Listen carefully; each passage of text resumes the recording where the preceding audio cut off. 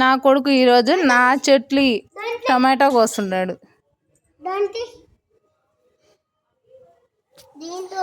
ఇటీ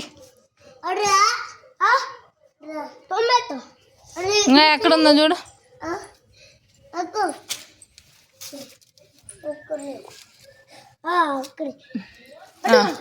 కొయ్ నువ్వు కొయ్ కొయ్ చిన్నగా కొయ్.